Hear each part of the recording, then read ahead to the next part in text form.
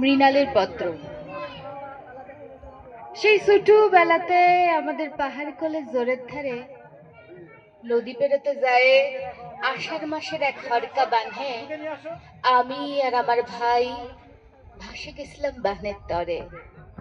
ভাইটি গেল ডুবে, আমি উঠলাম ভাসে। পাড়ার লোকে বললে বেটি ছেলের জীবন তো, যদি বেটা ছেলে হতো তাহলে কি বাঁচত? আমার মরণ লাই।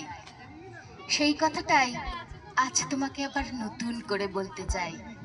বেশি দিনের কথা লয়, আমাদের বাঘমুন্ডির পাহাড়ি পথে জিপ গাড়িতে চাপে লাল ধুলা উড়াই যেদিন আইলে তোমরা, পাহাড় কোলে জোরের ধারে সুরুই ভাতি করতে আইলে। সেই দিনটা মনে আছে তোমার? দিনটা ছিল খরবার, মাসটা ছিল মধু মাস। টাঢ়ে টাঢ়ে ডাঙা ডহরে পলাশ বনে আগুন লাগা মধুমাস। তুমি বলেছিলে তোমার সঙ্গে দেখা হবে বলেই মরণ লাই আমার। তুমি রাজপুত্তুর, কত লেখাপড়া করা মানুষ তুমি, বিএ এমএ পাস, হাই স্কুলের মাস্টার। আমি কাঠকুড়ানি, রাঙামাটির ঘরের গায়ের স্কুল ছুট কাঠকুড়ানি। কি সুন্দর গায়ের রং তোমার, একেবারে চাপা ফুলের পাড়া। আমি একেবারে কালো, আকর ফুলের পাড়া, মিশমিশা কালো। তবে কালো হলে হবে কি, পাড়ার লোকে বলে ওর গড়ন খুবই ভালো।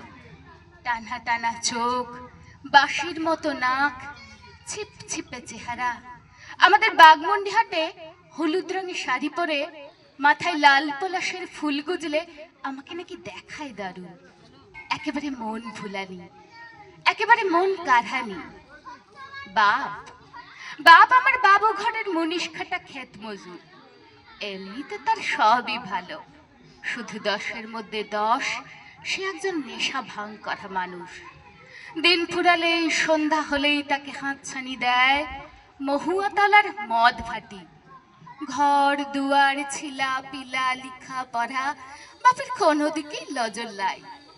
তখন বহুত ছোটবেলা, তখন থেকেই দেখতাম বাপ আমাকে বিদায় করতে পারলে বাঁচে, একেবারে হাঁপ ছেড়ে বাঁচে। মা কিন্তু তা লয়, মা বলতো এত ছোটতে বিহা কিসের? আর 5টা বিটি ছিলে যেমন যাচ্ছি স্কুলে, তেমনি যাক কিনে, দুপাতা লেখাপড়া করে আসুক কিনে।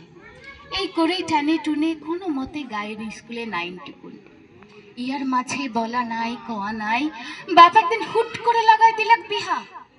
তখন কি আর জানতাম পুরুলিয়ার খট্টা পাড়ার জানকি যাদবের কাছে আগাম টাকা লিছে বাপ। বিহার কথা শুনে আমি দাঁড়াইছিলাম রুখে। সেই রুখে দাঁড়ানোর জোরে বিহার দিনে থানায় যায় আমি ভাঙিয়া দিয়েছিলাম সব। কাগজওয়ালা টিভিওয়ালারা যে কোথায় থাকে কে জানে, এক ঘড়িকে দুনিয়া দিলে আমাকে খবর করে। সে খবর তো দেখেছিলে তুমিও, মিছা নাই বলবো। এত সব জানে শুনে তুমি আমাকে বিহা করেছিলে বলে গায়ের লোকে তোমাকে দেবতা বলেছিল। কি অবাক মানুষ তুমি! তুমি বলেছিলে তুমি আমাকে লেখাপড়া শিখাবে, সে আর তোমার হইল কই? বস্তিবাসী ক্লাব, রক্তদান, জীবনদান, কত কাজ তোমার। কাজের টানে এক এক দিন তুমি বাড়ি ফিরতে লাই। কাজের টানে তুমি এক এক দিন ঘরের কথা মনেই পড়তো লাই। এই করে দেখতে দেখতে ঘরের চেয়ে বাইরে থাকার সময় গেল বাড়ি।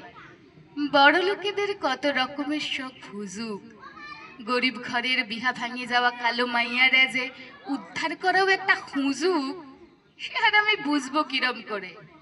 দেখতাম হুজুরটা একটু কাটতে না কাটতেই তুমি পড়লে আমার গায়ের রং নিয়ে।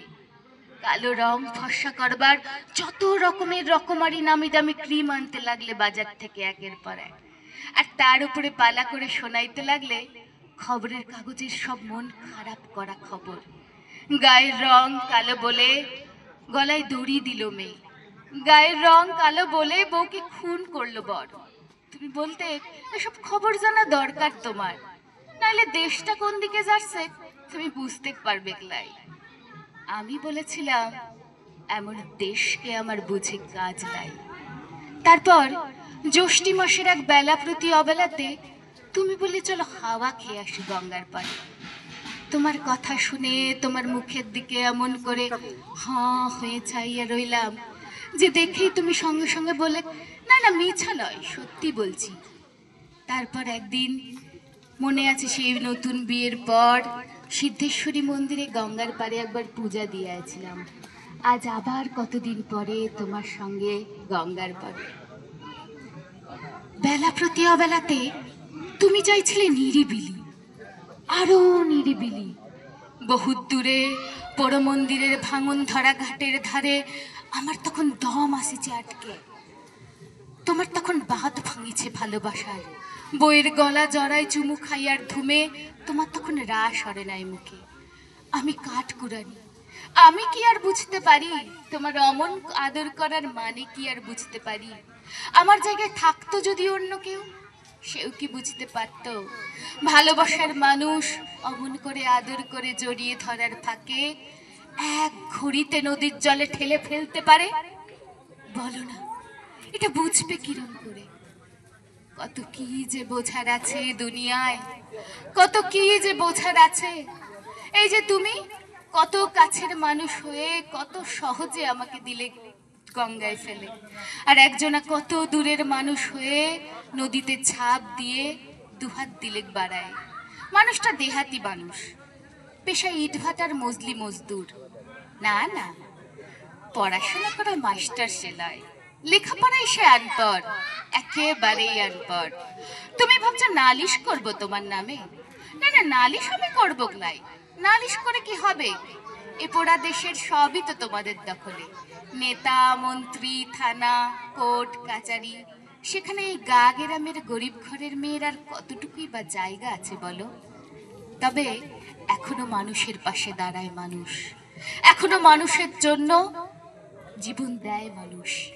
সেই মানুষকে সাক্ষী রেখে এক বহুতকালের বড় মানুষের কথা আজ তোমাকে শোনাই। শোনো, সংসারের মাঝখানে মেয়ে মানুষের জায়গাটা যে কি সে আমি পেয়েছি, আর আমার দরকার নাই।